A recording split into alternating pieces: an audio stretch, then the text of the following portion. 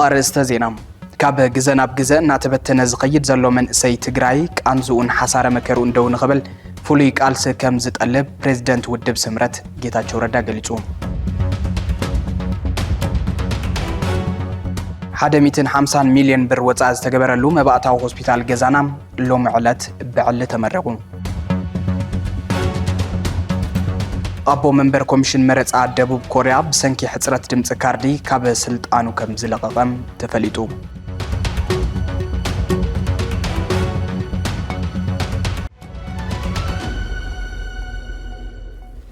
سلام تعنا هبلي كبرانن ازي اغلغلوت فنو تግራይ TBS تلفزيون يو كاب TBS ورقاوي كل شاب ساعتنا واخم نبلو زينا برخه انه ساعته حليو جمير لهم نلومي جنبوت 29 2018 عام تمردما ابز تفلالي عودታት زدهبو حدش تفصامታት حزنا لكم قريبنا لنا حبيركم ناكصنحو بقبر እንዳعدنكو انا ناتنايل فلقم مساكم كصنحي سناي مكتتال فلما ملختي اغلغلوت فنو تግራይ تختاتيلنا نملس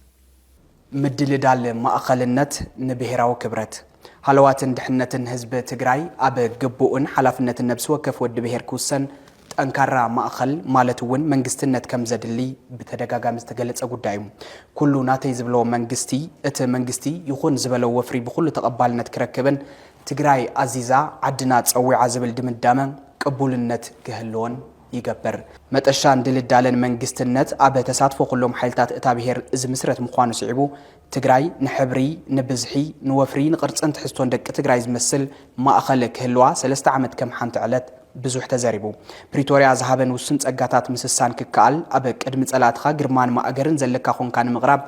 ዝቀለለ ዝባንካ ክብድ ኢሉ ክረአን ምግባር አድላይ ነይሩ እዚ ምግባር ብሄር ካብ ፍርሰት ህዝቢ ካብ ጽንተት የድሕን ጥራይ ዘይኮነ ነቲ አበ መሪሕነት ዘሎ ሓይልውን ስሙ አበ ድሙቕ መዝገብ ዘጽሕፍ ታሪኻዊ አጋጣሚ ነይሩ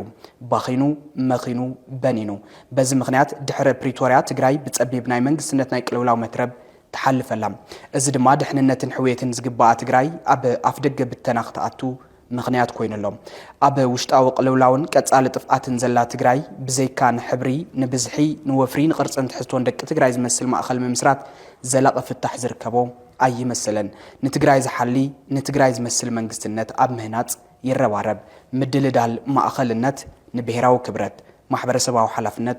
TBS اب زوبا سميناوي معراب تግራይ ከባቢ ገመሃሎ ትማሊ ካብ ፍርቀለይ ተጀሚሩ መጥቃዕቲ ሰብ አልቦ ነፈርት ከም ዝተፈጸመ ተገሊጹ እቲ መጥቃዕቲ ኣብቲ ከባቢን ሰዓታት ዝቀጸለ ከቢድ ፍንጀራን ባርዕን ከም ዝወለደ ሓበሬታታት ኳንታ ሃለው ነቲ ዝወረደ ሰብኣውን ነዋታውን ጉዳት ብዝምልከት ካብ ዝኾነ አካል ዛጊድ ዝወጽዕላው ሓበሬታ ግን የለን ፖለቲካውን ጸጥታውን ኃይልታት ህይወት ደቂ ሰባት ካብ ዝበልዕ ኩናት ክቁጠቡ አለው ዝበሃሉ አፈላላይት በሰላማዊ መገዲ ከአልዩ نبار صاوعتنا نقرب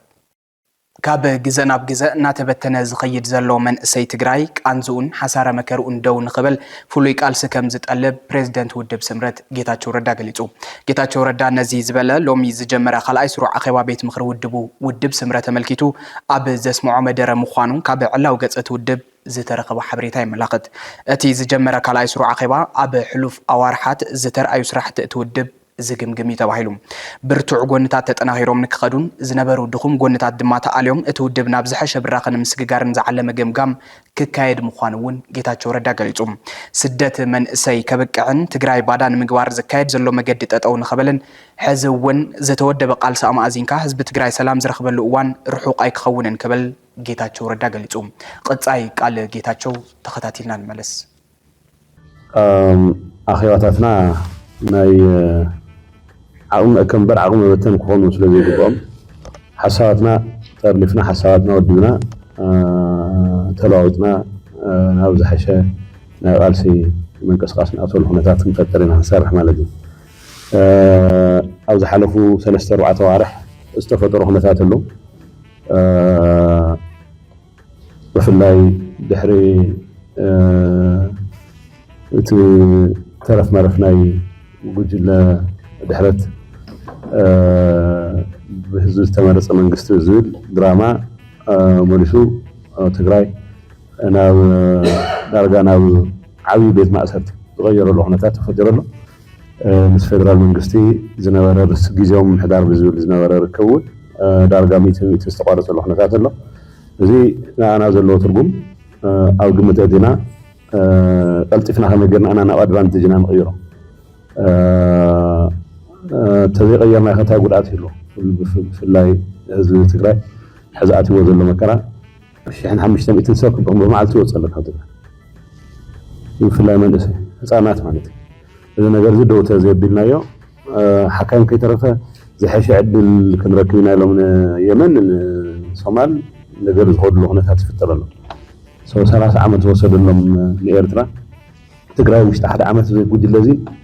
كومبليتلي سواء الوجورة زهود له هنا تفتر فتر سلزله هم يجرنا نزري فرس قبل خزب نقدرون كنري قبلنا مثلا مثل إيرترا هون سخارات زقبروا ركوات سمدوسي والوام قلي والوام هزنا وخالد مكرا كم توصي زز بحال تكم زي كل من تطراطر ነገር የለም حزي معرابيا نصح نوص قلي قلي زبحال كله تغريفو مس برهان خوينا باسوسا غيرنا نطقينا قلي زبحال بقليو ما حكيم سلسلسانه وي حلاي سلسلسانه خوينا عبدان هذا مسؤول من قصاصات نبقى لنا ስለዚህ محتار تاعنا هنقبر نخيل يقولون نمرأي إذا خلنا مدرخ يكون نزل لنا مجمرة قل إذا كم توي نايتي سيريس مس نايت عافية وقمت من تنقدو سنين عليه بمجمرة قل أجندات لما عن تزولون أجندات قدامنا أو حلفة أوارح استشار حسرح التزميلات ريبورت أو تمسرتنا أو تقصل تلمو تاي مدوات كتحازو لهم زي الحساب بينا انتو ورقات سلغرهم أبز قدايزي نوح جزي زوسد غيرنا ينوسدون قل بخالاي درجة حمر إيز قبعنا بوليتيكال قم قدايات فتسام تقارو له خلو زرعيو كوسو خلو كدابرو نكه استخال متنقن نايو ود حد النت أمر الرقاص نازي قاب تزين مملأ زخلنا زحشة تنكان زحشة قلوتن كو سخلنا زخل دوكمنت زينون هذا أرجسي مالك تقول له شكرات زي خوم خليل قالوا أولاد بس قدايزي كنا وقس غيرنا زرعنا بعمقات نزتوا له خالي أجندة كلنا سالساي درجة تدالو فنو تكارتال السو ያው ተማይጥና ዝምላ አመለና እሱን ነጽቆል ይኮን ዋናነት ግን ዋና ትኩረትና ፍናይ ፖለቲካው ገምጋም ኮይን አው ውድና አው ሓድነቱ አው ምንቅስቃስ አው መሪሕነቱ ስሩዕ ፍክራት በዕምቆት ዲስከስ ገርና حشقنا كلنا زخل منقد انفتلو إنا نقبر مالتي حادميتن 50 مليون بر وصاز تجبرلو مبعتاو هوسبيتال جزانا لوم علت بعلة مريقم وحسنة تحكمت نمرقاتن تعنا عديتاتن هتصاناتن نمحلاون علي مستعيشة مبعتاو هوسبيتال مخانوز تنجرلو اتو هوسبيتال قلتو في قلقالوت نمحابون مدلواتو كم زوجنم تقليتو مبعتاو هوسبيتال جزانا تعنو زحلو محبر السب نقلون محبراوي حلافنتو نموتان ناستات حدا ورحي 400 واقع كم زنكين أبت مرقاس نسرعة تقليتو لهم توسخلنا هوستال جزانا عمل تتقرب لو تحكمنا بدمرو لي 250 مليون وصاص تقبرلو عبي بروجكت هوستال نايو هوستال نطري تحكمنا طري زي كونس وحسنا تحكمت نمركز زمانو نيدحنات مسارحه مالي له او كل كرنعات توصل 4 ساعات كتتل زغورو زمانوي سيكوريتي كاميرات تغطيمم አለው توصل دما نتغن مقرات نوراتين مفتاح 4 ساعات زورف على 4 وات سولار تغطملو ناي مرات ساعات تزركحلو مستحيزو أسرارها ملو بملو ديجيتالايز تجارة هيلث مانجمنت إنفورميشن سيستم كونه مرداتا تجلجلت بتنكا نخط حزن كنت فاقول قوة مهاب زخيل إيو طالع نقدر حتى كشين محل جزانا أو عودة عنا ذلو في بسفيه ذا عمم إيو اتمحرر أكرر جزء قلت تجمر تقع حفشة هوستال مقالة زركب حفشة هوستال جزانا نخزازم صراحتنا سرحة يركب بتوصحي عنا ديتات الهزانات من مركز أكل زواتات تجرين أو ثمرة أوردات أقولتنا بمصباح نحرت سبنا بتماتن واجن ممسح بغرة النت توليم يركب هذا كابتم عبيت مدواتنا دما أكل زواتاتن عم ثمرة أورداتن هزوا وفارماسي بمخفات حرسنا صريت حل مدحنيت بحصر واقع أو عدو نخكب بزمن مصنع تاتوجينو ناتوغار نمتاو دلوناتو أراجع الله تكالنا تدفين كامل علي محارة وحلفنا الموضوع قدامنا سوي سرح هذا ورحي سنح أقول تقال أو كل عينة حكمنا قلبات 4% كناش مخانو كل سب نيزي تتكامل خول يقول راح تقال يخبر كل حلو ما يكون كله تعنو خمر الله هذا سب بدولة شو حكي كل تجزي عمل خمر الله تاني مالتي سلازم نزول كفتي تجزا مالتي نتن قدامات نتا ميتي تنسات الديتات نايميت مرة زور مرمرة ملو بملو نزاي زمالت نتيجة أنا يو 4D أترساوند زمالة كله مالتي نميت حلو حمام زلوا وجناتنا نتن حكمنا قلقلات حزونا زور حزي كنهمينا مالتي أول سنة متين زحرسا الديتات نبرت فترة مغلى أبجزن نهوستال كهوستال نبجزن زملت نينات أمبولانس قلقلات كنهمينا سرعة ጥዕና ትግራይ ናብ ንቡር ንምምላስ ግደ ተኸላ ውልቃዊ ሆስፒታላት ዕዙዝ ተባሂሎም እዚ ዝበለ ተወካሊ ቢሮ ጥዕና ትግራይ ኪዱ ተኽሉ ኣብ ምረቐ መባእታ ሆስፒታል ገዛና ተረኺቡ ዝበለው ቃል እንትኸውን ኣብ ትግራይ ብሰንኪ ኩናት ዝተዳኸመ ስርዓት ጥዕና ከም ዘሎ ገሊጹ ሓደሽደሽ ዝበለን ባይታ ዝዘበጠን ስርዓት ጥዕና ንምሕዋይን ጥዕንኡ ዝሓለወ ሕብረተሰብ ንኽህልውን ሕዚ እውን ዝተዋደደ ስራሕ ከም ዝጠልብ ኪዱ ተኽሉ ሓቢሩ ኣብዚ ሕዚ እዋን ስርዓት ጥዕና ዘለዎ ብርኪ ብምብራህ ዝጅምር አንደበት ኪዱ ተከታቲና እንመለስ አፍትስ ተኻየደ ጽንተታው ኹናት ስርዓትና ክልልና ሃደሽ ልዩ ባይታውን ዘዊቱ ከም ትንፈልጦ ማለት ብጣዕሚ ብርክት ዝበሉ ዕንወታት በፂሕዎ ጥዕና ትካላትና ብምሉ ዝሕሸ ቀረብ አምቡላንሳትና ዝነበረ አምቡላንሳቱን ዓንየን ተሰሪቀን ካብ ጥቕሚ ወፃኢ ኮይነን ጥዕና ትካላትና ዓንዮም ፈሪሶም ሕክምና ናውትታትና ተሰሪቆም كبتي صجمات بصيحو يوم تسرعه طعنا كللنا مالت عفت زحلفه 3 عامات سبتي دحرتي نايتي كوينات تطوم مبال بركت زولو سرحتي نمسرح تموكيريو ولا كنا بتقدم كوينات زنبرنا يو كنملس تزيخالنا اتهم تسرحوا سرحت كن قللتي هوني او قرب امبولانس امملا افتنا حكمنا ناوتونتن طعنا تكلت امملا زتسرحوا سرحتي قللت يغون امبار حزد ما عاوي فتنالو تطعنا سيستم كلنا عاوي فتنالو امبولانسات بستخاله متن ولا كنا بتقدم خوينات زنوره قصري ايملس امبار مس مدارك تاكلات بزتجبره صعري امبولانسات نناحد وردا مغرب تخايلي يغون امبار بسنكي ندادي كل الامبولانسات عاوز حزوان تطويله نركبها قلقالوت أمبولانس كم كلل ريفرال سرعات كم كلل كلاف سجيرولو تطويل الله مالت بسنك ندادي مالت نسوت رحوني هوني بسنك ندادي زولوت إن أمبولانس قلقالوت إن ريفرال سرعات تطومالي هوني حانتودو ويكا حدا تقلقالي كريتيكال زحممه كم حدا هوسبيتال ناب حدا هوسبيتال ريفر نخبهال أمبولانس قلقالوت سلزيلو 50 40 60 كونترات كفيلو نخير يقدد الله حزبنا مالت التنداج زي ما لاو زي ترحوني هوني تسقم قتيمنا زلو زحزوان اتنز ترخبا بطعمي وحدات مدحانيت حكمنا ناوتنون نافتن طعنا تكالاتنا كنبصح ايخالنا ازوي ترحوني هوني تناي ندادي هذا هوسبيتال تناي مطبحات زلو سرعات كله خسرح اندحر كوينو باك اب جنريتور يدليو باك اب جنريتور دما ندادي يدليو مالت سلازي تم إلكتيف زهون سرجير نولم تم جزيزه متوحتي درجة عزي وهاولو بركي زوجة حلو خونة تطلو تحزوان مالت بسنك ندار زوج ترحوني هونيتي قتي من نازلو كم بيرو تعنا نافتي تحت زلو هو اشتالتنا تعنا تكلاتنا خيلنا دقافن كتتل نقبرون ندار سلازي له أي خالناي تسقي من هالنا دم بانكتاتنا دم كيكباكا وردا ندار يدلين وزيون مستفلا مدارك تاكلات كستوسد صعرتات حزم مفتاح حزم كورنا يولو بتليفوناي دم بانك باطقلا لجنت ناي بسنك ندادي قتيمنا زلو بتصقم عوييو اتزلو نايتي هيلث سيستمون نيشلي او حد غاز غطملو هوناتاتلو مالت مدحانيت عوي حصرت مدحانيت يزول حزي عوي حصرت مدحانيت يزولو بتي كبان عطوان مالت ازوي ترحوني هونن حزي سمويات عناتات قتيمهم زنيو تصقم حزي دموز كم تفلطو دموز كنخفل يخالناي طعنا تكالاتنا دموز كنخفل يخالي نسرحتنيان ጥቅማጥቅሚ ክፍላ ይኽእላን ሰራሕተኛ ድማ ገዛ ክራይ ኣሎ ስድራ ኣሎ ስለዚ ኣብዚ ብሓፈሻ ግን ኣብቲ ናይ ጥዕና ስርዓት ሕዚ እውን ዓበይቲ ፀገማት ኣለዎ ማለት ስለዚ ኣብዚ ፀገም እዚ እናሃለና እምበኣሪና ገዛ ኩላትና መባእታዊ ሆስፒታል ክነምርቕ ባቂዕና ዘለና ማለት ኣብዚ ከቢድ ፀገም ኮይና ኢና እዚ ነምርቆ ዘለና ማለት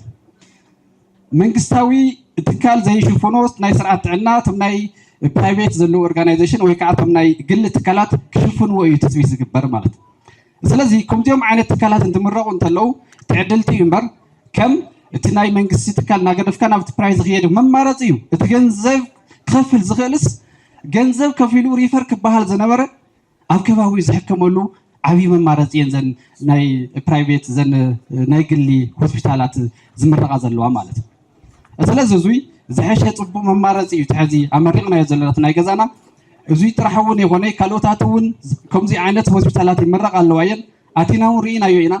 ብጣዕሚ ፅቡቅ እዩ ዘሎ እቲ ዘሎ ቀረብ እውን ዝተዓጠቆ ቴክኖሎጂ እውን እቲ ዘሎ ሓይሊ ሰብ እውን ርኢናዮ ኣለና ዝሐሸ እዩ ዘሎ ግን ካብዚ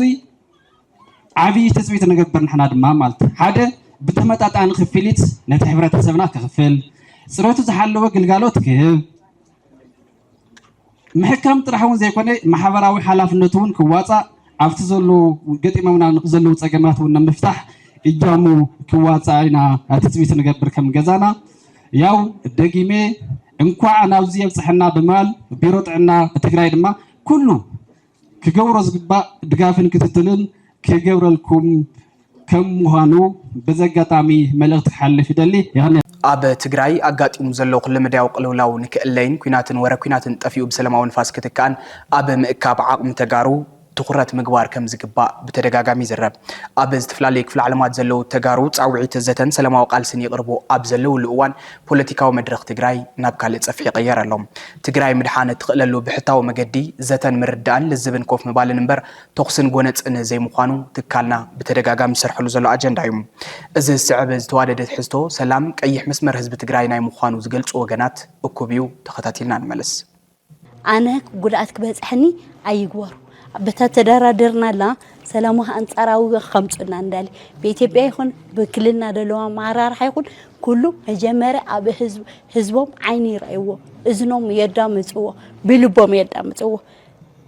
ብቻ በምዝራቡ ይሰምعكم ለኩም ምናም እንደሆነ ክልቲዮም ክዳራደር ከለው ንሕና ለክንህልን የሩና ግን ሕዝቡን አይረፈደን ሰላምና ወሕስነትና አረጋግጾም ናብ ሰላም ይምጹ ጓንጽታት በዝመጽ ቁጥር አነ እዝ ጉዳ ናዓይድ መስሉ እዮም ድጉዱ ሶ አንጻራትኩም ሰላምኩም ናዓና ረአዩ ነቲ አዚዝ ተጎዳይ ህፃናትን አረጋውያን አካል ጉዳትን እዮም አውዚ ተተቃዕት ስባሉ አካላትና እዚ ንሕና አንጻርና ተሓው ተበላዕት ካብ ትገብሩና ሰላም አንጻራዊ ወሕስነትን ምስ ተረጋገጸ ናብ ድርድር አቲና ሰላማዊ ዝኾነ ህይወትና ክንመርሕ ንህዝቢ ህዝብከ ተዚሃሉ መራሕተይ ትሉንና በኢትዮጵያ አንጻር ይኹን በትግራይ ዘሎ ማራር hayኹን ህዝብኹም በልብኹም አዳምጽዎ ክንዓጾ ዝግባእ አጀንዳ ተጋረሎ እዚ ከዓ ፍልልነት ምሳይ ዘይኮነ አንጻሬ እዩ ዝብል ብሂል ክዕጸለው ትግራይ ንኹላ ተኸይልያ ትግራይ ንኹሉ ተሐቁፍያ እንካብ ሕቁፋ ብዘይ ድላዩ ዝወፅእ ኣካል ክህሉ የብሉ ኣዶ እያ ኣዶ ክብርቲ እያ ሓደ ለባም ሰብኣይ ብሓደ ፈተናይ ሰብኣይ ሕቶ ቀሪብሉ ጎይታይ ኣበይ ዓድኹም ኢሎም ትግራይ ጎይታይ እንካብ ትግራይከ ንሳኳ ንእሳትኒ ትግራይ ከም ርሕስቲ ቆርበት ብቴን ክትሰሓብ የብላይ ከም ፌደራል መንግስቱ እውን እዚ ሰላም ዚ ተዓቂው ክነብር ክቅጽል ምእንቲ ዋላ ናብ ልምዓት ተሰጋገርና ብተኻለ መጠን ሰብ ይሙ ሰብ ክነብር ክኽእል እንድሕር ኮይኑ ናብ ዓዱ ብሰላም ዝምለሰሉ ናብ ዓዱ ወፊሩ ዝኣትወሉ ሰላማዊ ሃዋህው ክፈጥር ክኽእል ኣለዎ ብኸመይ እዚ ዝፍጠር ምርድዳእን ምቅርራብን ምዝታይን እዩ ምልዛብ እዩ መድሓኒት ሕዚ ሓይሊ ካብማ ተፋቲና ኮሪናዮ ንሱ ድማ ንዝጠቐመ ጠቒምዎ እዩ ንዝጎድኦ እውን ጎዲእዎ እዩ ሕዝቡን ዓይነት ካይዳ እናተጓዳእና ክንነብር ይንደልን ሕዚ ድማ ካብ ዜና ውፃኢ አቦ መንበር ኮሚሽን መረጻ ደቡብ ኮሪያ ብሰንኪ ሕጽረት ድምጽ ካርዲ ካብ ስልጣኑ ከም ዝለቀቀ ተፈሊጡ አቦ መንበር ሃገራዊ ኮሚሽን መረጻ ደቡብ ኮሪያ ሮህ አበ እዋን ከባቢያዊ መረጻ ዘጋጠመ ሰፊ ሕጽረት ድምጽን ሎጂስቲካዊ ምጉዳልን ካብ ስልጣኑ ክለቀቅ ከም ዝተገደደ ተሓቢሩ እቲ ኣብ ዝሓለፈ ረቡዕ ዝተካየደ መረጻ አበ መላእታ ሃገር ኣብ ዝርከባ 50 ነቁጣታት መረጻ ድምጺ ወረቀት በመውዱን አበ ካልኦት 22 ነቁጣታት ድማ ሎጂስቲክ በመደንጓይ ስዕቡ ሰፊሕ ቁጣዕ ህዝብ ከም ዘስዕበም ይግለጽ ኣሎ እቲ አቦ መንበር አብ ዝሃቦ መግለጺ ነቲ ናይ ምሕደራን ሃብቲ መረጻን ጸገም ሙሉእ ሓላፍነት ከም ዝወሰደ ብምእማን ነቲ ፍጻመ አብ ዲሞክራሲያዊ መስርሕ እቲ ሃገር ጉድኣት እዩ ብዝብል እዩ ካብ ስልጣኑ ዝለቀቀም በዓል ስልጣን ኮይንካ አጥፊኤ የሞ ካብ ስልጣን ይለቀቅ ኣለኹ ምባል ባህሊ ንዘይገብሩ መራሕቲ ዓብይ ትምህርቲ እዩ ዝተባሃለሉ እዚ ተግባር እምነት ህዝቢ ከም ዘዳኸመ ኣሚነ እየ ነዚ ድማ ይቅሬታ ይሓትት ኢሉ ነቲ ጸገም ብናጽነት ዝምርመር ፍሉይ ናይ ኪላታት ፓነል ከም ዝጣይሽ ይግለጽ ኣብ ዘለሉ ኣብዚ ሕዚ ሰዓት ሕጽረት ወረቀት ድምጺ ኣብ ዝወሃበሎም ብዙሓት ነቁጣታት መረጻ ህውከትን ስንባደን መፍጣሩን መረጽቲ ድሕርቲ ንቡር ሰዓታት ድምጺ ንሰዓታት ሪጋ ክሕዙ ምግዳዶም ተፈሊጡ ብፍላይ ኣብ ሰኡል ኣብ ዝርከብ መደብር መረጻ ዝተፈጥረ ወጥሪ ልዑል ብምንባሩ ዝተቆጥዑ መረጽቲ ንሰበ ስልጣን መረጻ ሳጹናት ድምጺ ከየንቀሳቀሱ ብምኽልካል ክሳብ ዓርብ ንግሆ ብርቱዕ ዝናብ ኣብ ዝተሓወሱ ዕግርግር ምጽንሖም ተገሊጹ ኣብ መወዳእታ ኣማኢት ፖሊስ ነቲ ሳጹናት ድምጺ ንምጽራይ ምውፋሮም ዝተሓበረ ኮይኑ ቁጽሪ ድምጺ ድማ ክሳብ ዓርብ ድሕሪ ቀትሪ ከም ዝተዛዘመ ተሓቢሩ ሰበ ስልጣን ዝሓዝዎ ህዝባዊ ስልጣን ብሸለልተኝነት ይኹን ብዘይ ሓላፍነት እንትጓደል ካብ ስልጣን ይለቀቀ ምባል ኣብ ብዙሓት ስልጡን ማሕበረሰባት ዓለም ዝተለመደ እዩ ኣብ መወዳእታ ዜና TBS TV ስሩዕ ፈነወ ካብ ዝጀመረሉ እዋን ፈሊሙ በብወርሑ ፍሉይ ናይ ትኩረት አንፈትና ነጸረ ዜናን መደባትን ቀሪጹ ኣብ ምፍናው ምጽንሑ ይዝከር እዚ ሒዝናይ ዘለና ወርሒ ግንቦት ኣብ ትግራይን ዝሓለፉ 5 ዓመታት ዝቐጸሉ ዓበይቲ ህዝባዊ ጸገማት ሕዚ እውን ስፍሓትን ዕምቆትን ወሲኾም ይኸዱ ምህላዎም ስዒቡ ይፈርስ ዘሎ ክብሪ ብሄር ይሃስስ ዘሎ ድሙቕ ታሪኽን ይብተን ዘሎ መንነታዊ ባእታን ስጋኣቲ ኩናት ተሓዊስዎ ክፈጥሮ ዝኽእል ውድቀት ኣብ ምእራም ዘደበ ኮይኑ ናህሪ ኩናት ንምክልኻል ባይታ ሰላም ንምስፋሕን ክምቹ ኣብ ምእካብ ዓቕምን ምክልኻል ክፋፋል ሓሳብን ክጽመድ እዩ ባህረ ሊቃንን ፖለቲከኛታትን እታ መንግስትነት እትጠልብ ዘላ ትግራይ ጸገም ትግራይ ኣብ ትግራይን ብደቂ ትግራይን ኣብ ክንዲ ንምእላይ ምፍታን ሕቐተ ረኻት ገሊኡን ሰሜን ገሊኡን ደቡብ ተፈናጨሉ ናህሪ ፖለቲካና ድማ ብተኽንታት ተቃርኖታትን ረብሓ ህዝቢ ሒዞም ብዝኸዱ ጎነጻትን ዝግለጽ ኮይኖሎም ኣብዚ ከምዚ ዝበለ ምፍንጫል ምትኻን ምድፍፋእን ጸገም ምሕደራን ካብ ውልቀ ሰብ ክሳብ ትካላት ዝረአ ዘሎ ሰፊሕ ናይ ፍርሰትን ብኽነትን ሓደጋ ድምር ውጽኢቱ ምብዳል ረብሓ ህዝብን ምጉዳል ክብሪ ብሄርን ኮይኑ እዩ ዝኸይድ ዘሎ ትግራይ ካብ ተኣትያቱ ዘላ ኩሉ መድያው ጸገም ክትወፅን ህዝብና ናብ ግቡእ ክብሩ ክምለስን ኣብ መንጎ ኣሕዋት ዝህሉ ሰነያም በዚ ሓድነት ከሰስን ኣብ ዝገብሩ ተረኻት ኣድሂብካ ምስራሕ ኣድላይ ንብል ተረኸ ሚድያን ኮሚኒኬሽንን ረብሓ ዓድን ህዝብን ብዝኸውን መገዲ ኣማእዚንካ ብምምራሕ መጠሻ ህዝባዊ ባይቶ ትኩረቱን ኣብ ዝገበረ ኣንፈታዊ ቃልሲ ንምእታው TBS ጠቕላላ ዜናን መደባቱን በዚ ዝተቃነዩ ክገብር እዩ እዚ ፍሉይ ኣገዳሲ ኣጀንዳ እዚ ንሎሚ በዚ ስዕብ ሓሳብ ክንጥምቶ ምዕራብ ትግራይ ደቡብ ትግራይ ተኻልኦት እውን ብኻልኦት ሓይልታት ተታሒዙ ዘሎ ብናይ ኤርትራ ሰራዊት ተታሒዙ ዘሎ ቦታታት ሃምሎ ኮይኑ እሱ ከይወሕስና ካብ ምትራፍ ሓሊፉ ክሳዕ መላእ ትግራይ ምስኣን እውን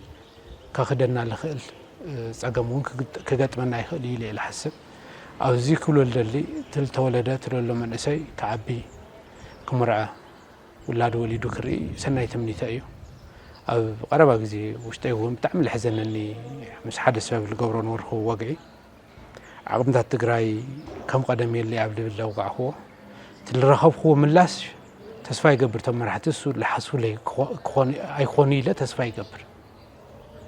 5 ዓመት እዚ ብዙሕ ሰብ ሲእና ኢና ብዙሕ ዓቕሚ ጎዲልና ኢና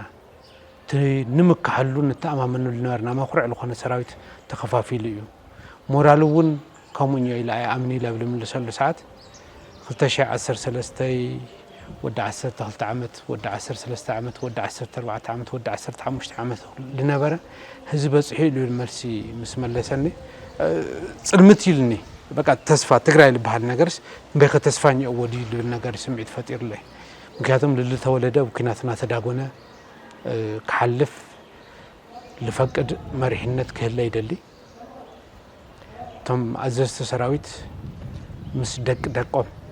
ለይምዕዳል እዚ ምስ ደቆም ተሰሊፎም ተዋጊኦም እዮም እዚ ጅግንነት ለወራረስ ጅግንነት ውን ኢለ ይጽውዕ ለይምዕዳል ለይተዓደለ ህዝቢ ኢለ ይጽውዕ ኣብ 3 ዓመት 3 ጠንካራ ኣብ 30 ዓመት ውሽጢ ጠንካራ ክልተ ኩናት ተሕሊፍንዮ ብቅድሚ ለ17 ዓመት ለኣክል ብዙሓት መናእሰይ ልበልዐ ኩናት ተሕሊፍንዮ ኣብ ኢትዮ ኤርትራ ጦርነት ተመሳሳሊ ኣብ ዝናሃዝ ጦርነት ተመሳሳሊ ሶ እዚ ጅግንነት መወራረስ ከይኾነ ለይተዓደልካ ህዝቢ እየ ክብሎ ህዝቢ ሶ ዕድሉ መጻኢኡ ክውስን ኣብ ኢዱኛ ኩናትና መጨረሻ መማረጽ ክኾነሉ ተስፋ ይገብር ለሐሸ ጽባሕ ክህልዮ ህዝቢ ብፍላይ ትመንእሰይ ትሪኦ ተሓዝን ኢኻ ብዙሕ መንእሰይ ሃኒኑ እዩ ሎሚ ጽባሕ ክጅመር ደይኮነ በልብል ስጋት ካብ ቃላት ሓሊፉ ኣብ ሶሻል ሚዲያ ካብ ልጽሕፎ ሓሊፉ ብሚውዚክ ክገልጾ ጀሚርኒዮ ሙዚቃታት እውን ተመሳሳሊ ስጋታት ብሙዚቃ እውን ክትንፍሰሉ ጀሚርኒዮ ሶ ዝወለደ ዝክነብር ዕድል ክወሃቦ ክምርዐ ክወልድ ቶም ዓበይቲ ብህይወት ተሪፎም ካብ ስልጥረ ኮይኖም ተሪፎም ወሊዶም ደቆም መርዒኦም ለለው ሳቶም ልረእይዎ ክርኢ ዕድል ክወሃቦ ተስፋ ይገብር ሰሰናዩ ክገጥመና ትግራይ ዓደይ ለሐሸ መጻኢ ክህልያ ተስፋ ይገብር አተሰላም መለኺ ክልተ ደቅና ነዋዲኺ ውልድን ዋላደ ነባልዒ ዓደ ሓጎስ ነይሩ ዓደ መርዓ ዓደ ዓበይቲ ዓደ መንእሰይ ነይሩ ዓደ ቆልዓ ዓደ ተስታይ ነይሩ ዓደ ጣዓ ኣንታ ዝኩሉ ናበይ ኣሎ ህዝብና ሰላም ይበል ኣሎ ዝኸበርኩም ኣድመፅትን ተኸታተልትን ቲቢኤስ ቲቪ ንሎሚ ግንቦት 29 2018 ዓ.ም ዘዳለናዮም ዜናታት ኣብዚ ኸንቢትና ኣለና ሕዚ ድማ ምስ ዝተረፉ ምድላዋት ቲቢኤስ ቴሌቪዥን ሰናይ ጻንሒት ክኾነልኩም ይምነ ሰላም